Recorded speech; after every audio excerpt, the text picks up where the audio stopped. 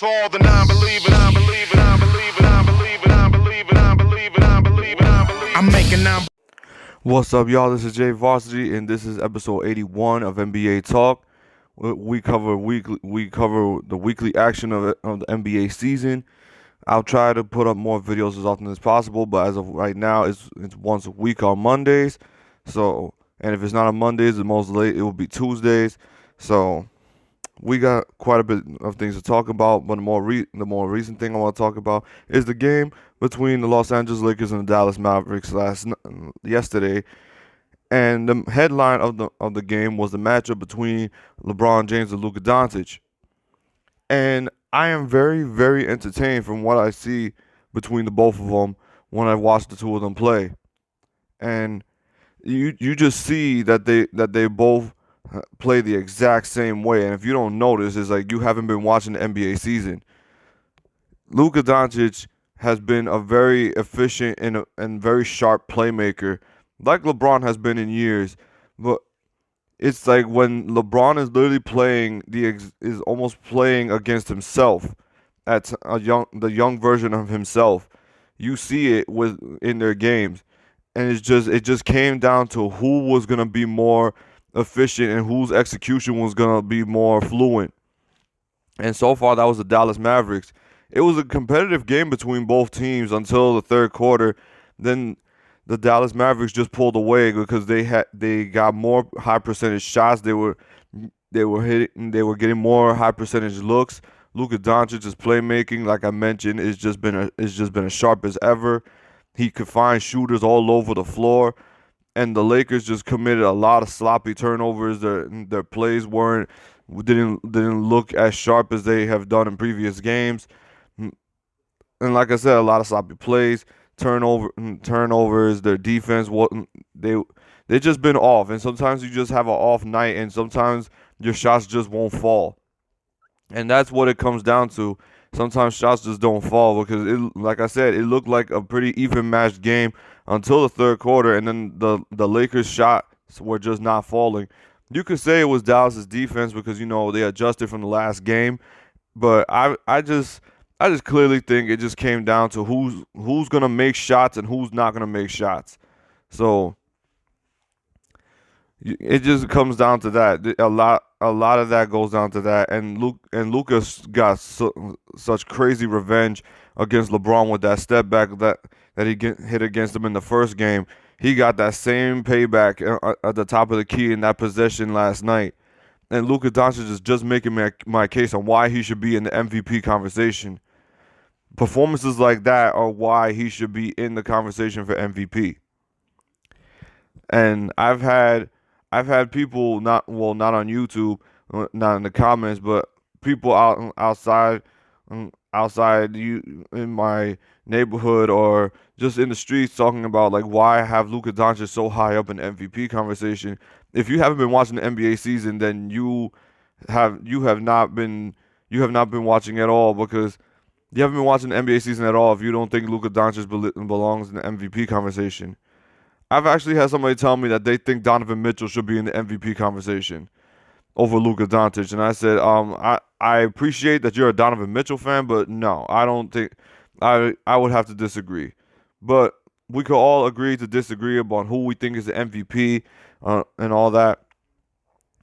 But cause my top three would have to be right now is LeBron, Giannis, and Luka Doncic. Those are my top three when it comes to the MVP discussion, and Giannis is making a very strong case on why he should be a back-to-back MVP.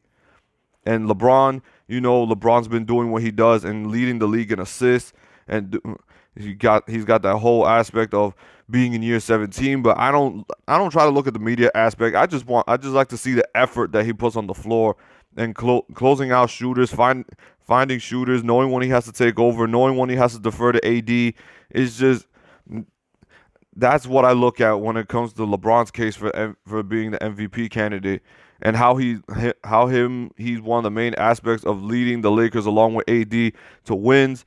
So I don't try to look at the media aspect of, he's doing this in year 17, because if you're a superstar like he is, then you should know how to pull out those kind of performances when it matters. So yeah, the media aspect, everybody tries to fall for a media story, and a lot of people say that's how Giannis won MVP last season. I don't think so. I think Giannis took a big step up last year, and he's taking another big step this year. He's having crazy performances. His shooting, to me, is somewhat improving. Now, if he could do that in the postseason, then that's a different story. But postseason's still a long ways away, and he could improve still by then. But yeah, and Luka Doncic, he's just been putting up these magnificent performances, and he's looking like.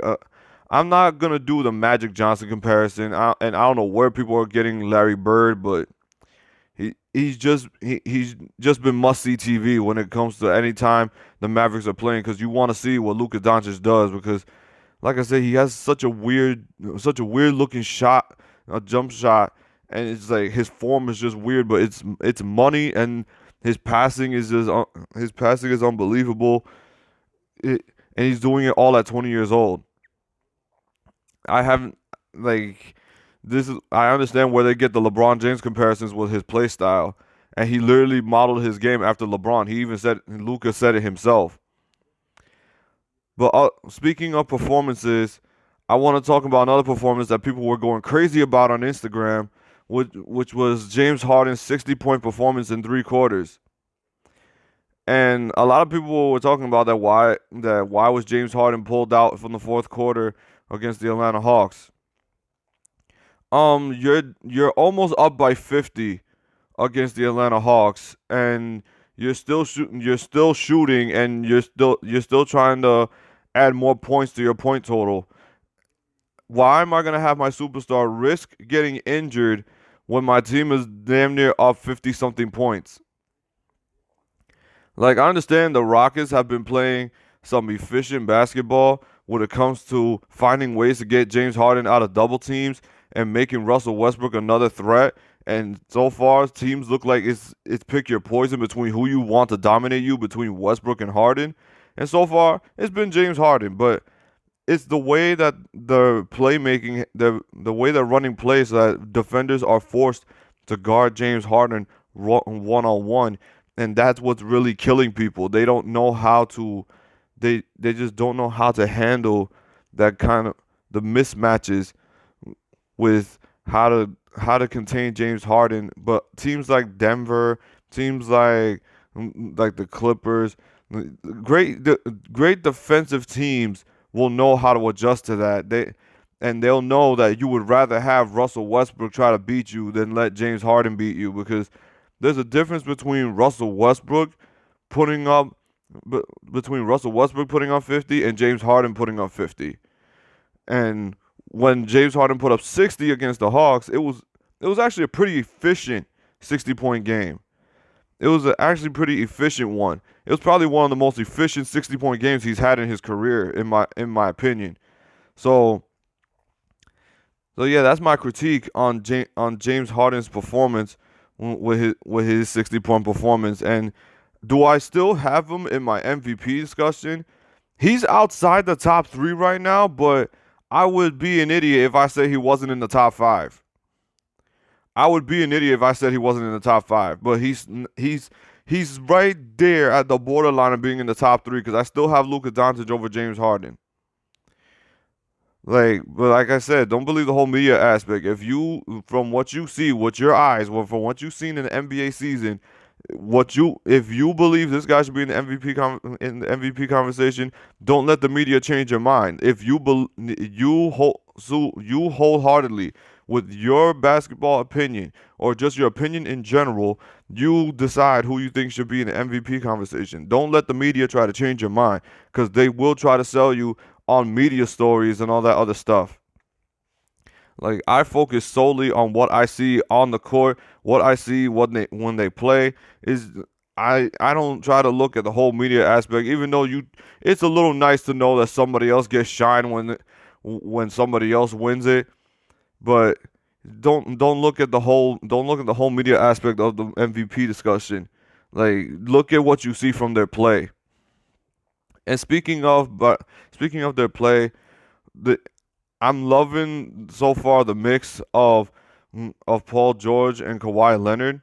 and how they could both seemingly just take over games, and it's just they look like they're improving, and they're getting more, they're finding each other more as the games go by. But I just want to see them do that against more elite teams. Well, the Houston Rockets, you could say the Houston Rockets are elite, but if I see that on a nightly basis that they're shutting down, see if they're shutting down teams, like they're shutting down more top playoff teams and all that. I'm just rambling on here, but still, I've had somebody ask me about what I thought about them putting up 150 points against the Wizards, and I said, okay, what do you want me to say about them putting 150 points against the Wizards?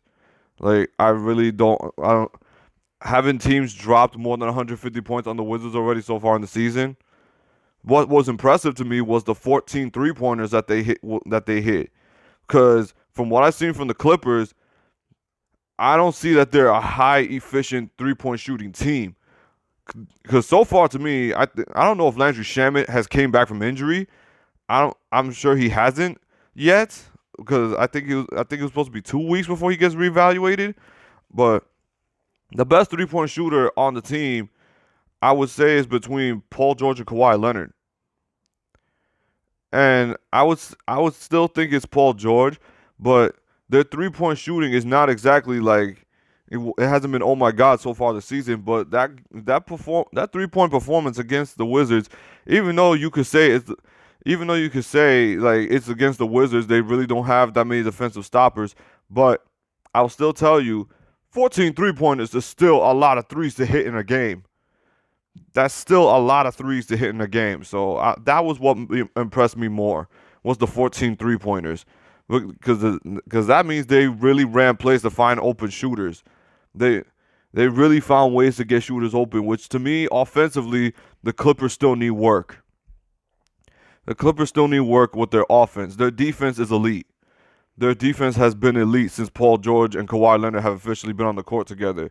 Like, you can see with their switching, and you can see from their switching on how they communicate, and when they just run their closeout lineup with Patrick Beverley, Lou Williams, Paul George, Kawhi Leonard, and Montrezl Harrell, you even see Lou Williams getting it. Sometimes that energy on the defensive end just feeds off of certain players, and you even see Lou Williams making key defensive plays. So you could just see the energy on the floor when that closeout lineup is there, and they got all the offensive repertoire that they need.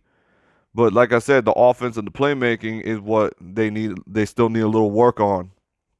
Because to me, if you're gonna beat the Clippers, you're gonna try to find a way to make sure Patrick Beverley beats you and not Paul George and Kawhi Leonard. And I know you're gonna say, what about Lou Williams and Montrezl Harrell?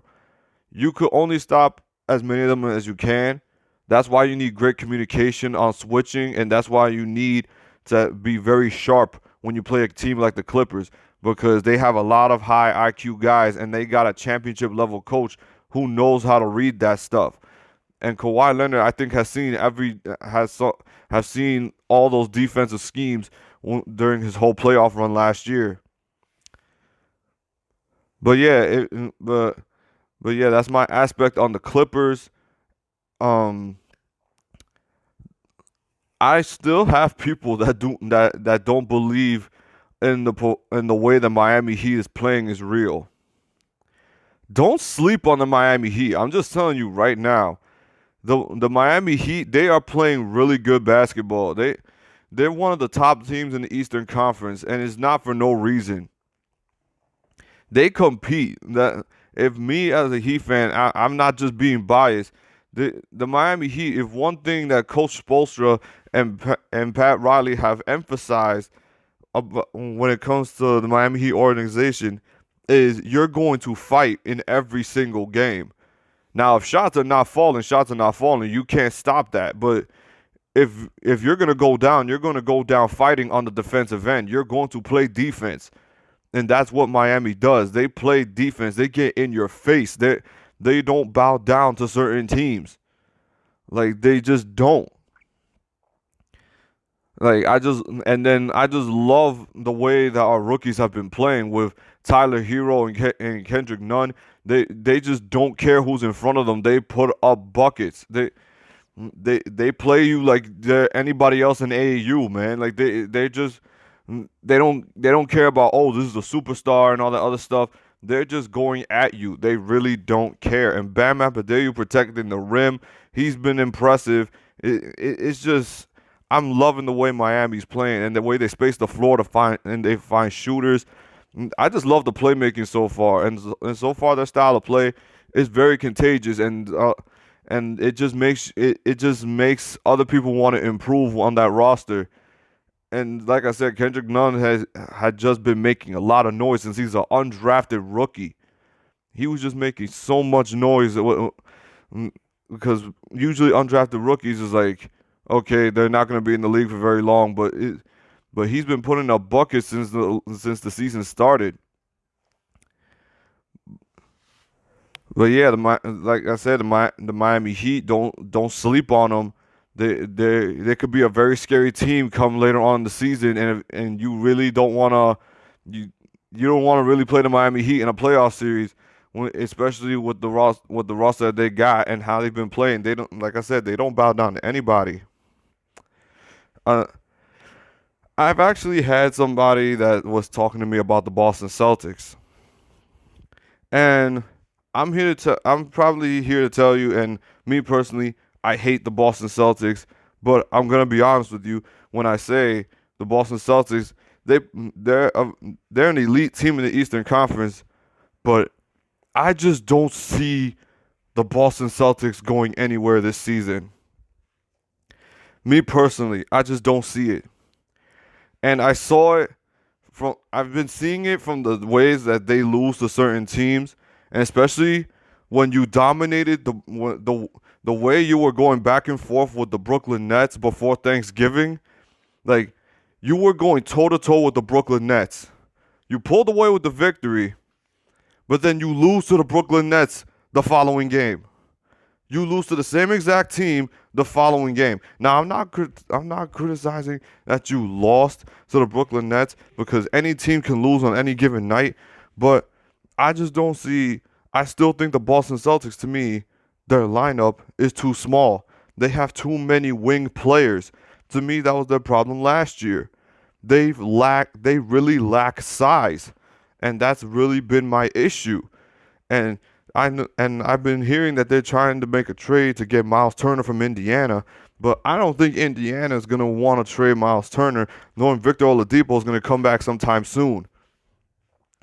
That's just my opinion when it comes to that.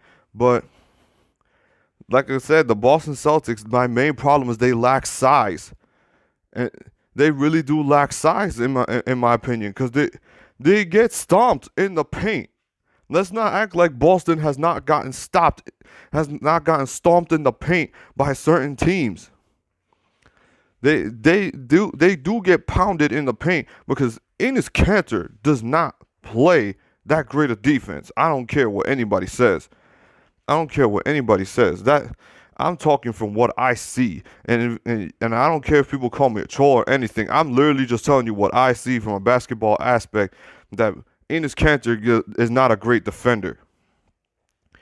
And then offensively, the Boston Celtics are one of the most elite offenses in the league right now. That I could give to them. They could put up buckets, but like I said, they lack size defensively.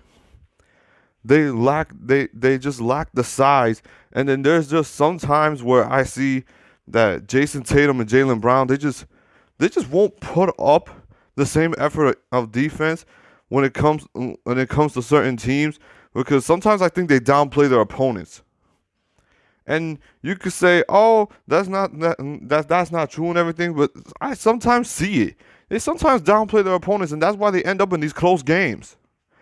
Like, I think they downplayed the Brooklyn Nets a little bit, and that's why Kemba Walker had to put up that big performance, just to remind the rest of the team, hey, this is a professional basketball team. We have to play hard every single night if we want to be seen as an elite contender.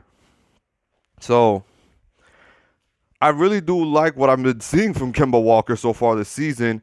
But like I said, in general, I just don't see at best, I see the Boston Celtics being a second round exit so far from what I've seen in so far in the season. Like I said, we can agree to disagree.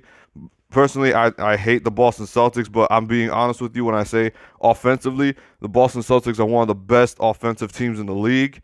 And I'm loving what I'm seeing from Jaylen Brown. He's actually one of my favorite players. I just hate that he's on the Celtics, but I love watching Jaylen Brown play. And Kemba Walker, I'm actually just really happy that Kemba Walker is finally on a winning team, because I told myself during free agency, I don't care where Kemba Walker goes. I don't care if it's Boston. I don't care if anywhere else. Just get him on a winning team. Get him out of Charlotte. Just get him out of Charlotte. And you see now you see how effective Kemba Walker can be in a winning environment. Like finally, like that makes me happy, even though it's the Boston Celtics. But I'm just happy to see Kemba Walker in a winning situation right now. Like I was really irritated every time I saw him in Charlotte, and when I really thought that he was going to re-sign with Charlotte, I was going to get very disappointed in Kemba Walker. But when he finally decided to go with Boston, I was like, you know what? I don't care if it's the Celtics, as long as he's not in that. As long as he's not with the Charlotte freaking Hornets. And now Michael Jordan is probably looking at every time Kemba Walker balls out and goes like, really, really, I couldn't build around this guy. But yeah. And then now people are talking about the new playoff format that Adam Silver wants to input when it comes to the best 16 teams and trying to remove conferences for the playoffs, and then adding a play-in tournament between the 7th and 8th seed and the 9th and 10th seed to determine who's going to be the 7th and 8th seed in the playoffs. And to me, in my opinion, with that whole play-in tournament thing, they really are trying to turn into the NCAA right now. Like, you could basically say if you lose to a 10th seed, you could get knocked out of the playoffs, and you're probably a 7th seed in either conference. That to me, it just sounds very stupid. That to me just sounds very stupid. And then the best 16 teams is like, to me, my only issue with that is I think viewership just might go down with that playoff aspect. I understand you want the best teams to play in the finals and all that, but let's say in some aspect we get the Lakers and the Clippers in the NBA Finals. How many people are going to watch that? How many people are going to watch a Lakers versus Clippers NBA Finals? Like, if you're not from California, you're probably going like, I don't care. But sometimes when you watch the NBA Finals, you just want to root for you just want an Eastern Conference team to win. That's why sometimes, like in the NBA Finals last year, who wanted the Toronto Raptors to win last year besides me? I knew quite a few people that wanted the Toronto Raptors to win last year just because, one, you hated the Golden State Warriors. Two, you wanted an Eastern Conference team to win to finally win the championship aside from the Cleveland Cavaliers. And three, you just wanted a new team to win the championship.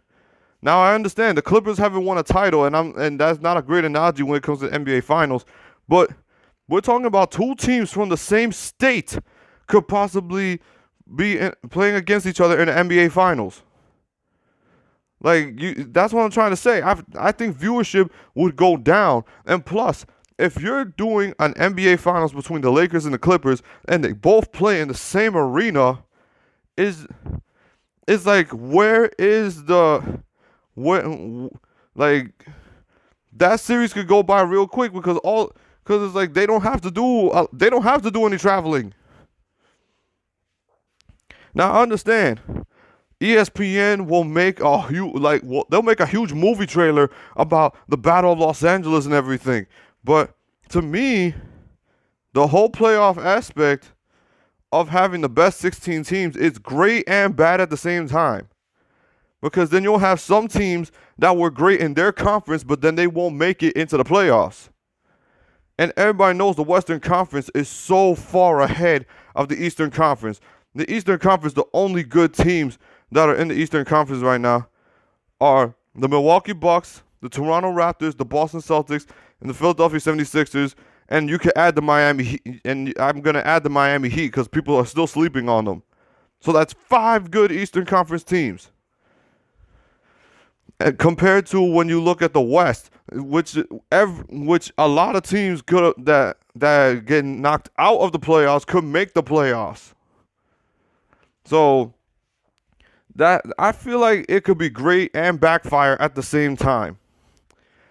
But yeah, that's my opinion on this past action and news. Like, comment, subscribe if you like basketball content. This is your boy Jay Varsity, and I am out. Peace. We got some non-believers out there. Make believers out of non-believers. Make believers out the